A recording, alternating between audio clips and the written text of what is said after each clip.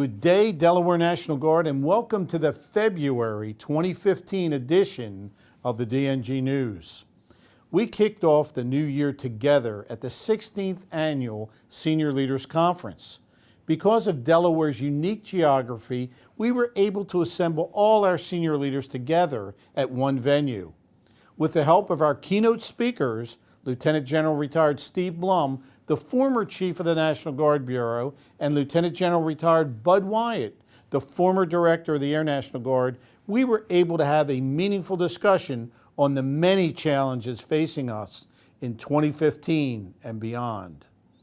For those of you who weren't able to attend, two major issues facing the Guard are Army force structure and keeping our C-130 fleet relevant in the Air Force of the future.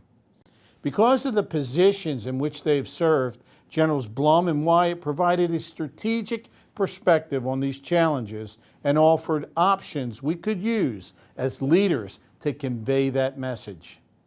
In addition, we provided a chance for networking between Army and Air leaders before breaking into service-specific sessions. Governor Jack Markell also addressed our group and presented the Major General George K. Hastings Award to the Joint Force Headquarters Detachment and the Lieutenant General Clarence E. Atkinson Jr. Award to the 166th Communications Flight.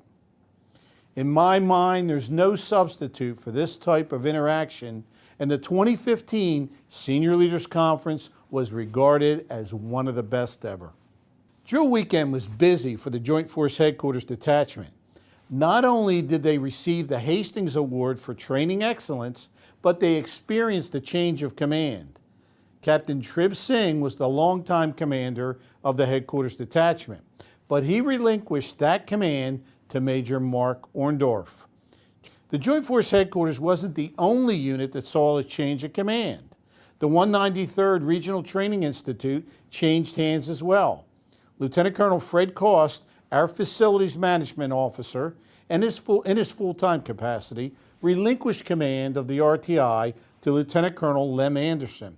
Lem works full-time in our United States Property and Fiscal Office. Many thanks for a job well done, Fred, and good luck to Lem as he takes command. Speaking of changes of command, let's not leave out the Air National Guard. The 142nd Airlift Squadron assumed new leadership in January. Lieutenant Colonel Ron Wesley relinquished command to Lieutenant Colonel James Chakowski on Sunday of the unit training assembly. The month of January also saw airmen from throughout the Delaware Air National Guard returning home from AEF rotations or departing. Here's Staff Sergeant Nathan Bright on how one group of families prepared for their loved ones' welcome home. It's a cold January night, but warm inside at the Our Lady of Fatima Church. The signs say welcome home, and the messages are simple. Michelle Klink brought her son Eric Granby's niece and nephew to communicate one thing. That we're glad he's coming home and excited that he's coming home, and that we love him. But the event had another message to send. We want our families to know that they're not alone. You know, when their service member, their spouse, their son, their daughter joins the National Guard, we're a family. The chaplains group spearheaded the idea of bringing families of deployed airmen together for food and activity. Airmen and family readiness programs lent a hand in making it happen. Well, I really hope that they enjoyed of course, this activity, but getting to know other family members and developing a esprit de corps within the family unit. And they don't really get to know each other maybe outside of work, so this is a great way for them to get involved with the unit and really learn about who the other family members are that they're involved with. Throughout the month, the Airlift Wing welcomed home and sent off airmen from various units throughout the base. Both arrivals and departures go through deployment and redeployment lines to ensure that they're ready for their mission and their return home. The Airlift Wing will see a heavy rotation of airmen departing later this fall. We closed out January just the way we started, with the Army and Air coming together for Governor Markell's State of the State address. Our Commander-in-Chief recognized you, the men and women of our Delaware National Guard for your hard work and dedication.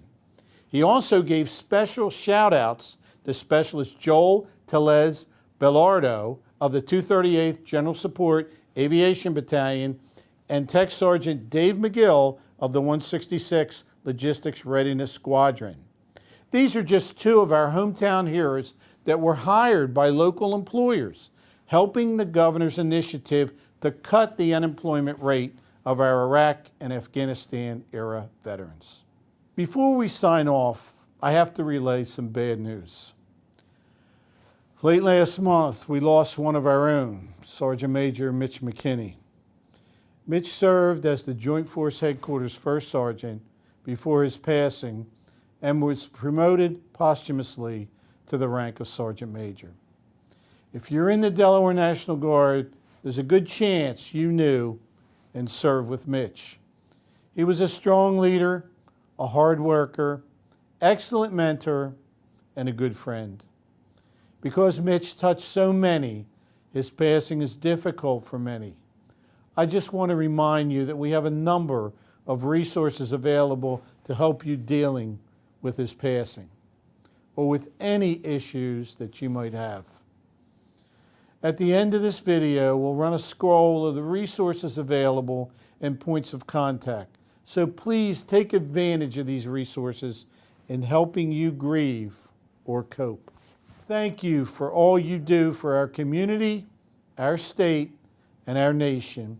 May God bless you and your families and those deployed in harm's way, and may God continue to bless these great United States of America.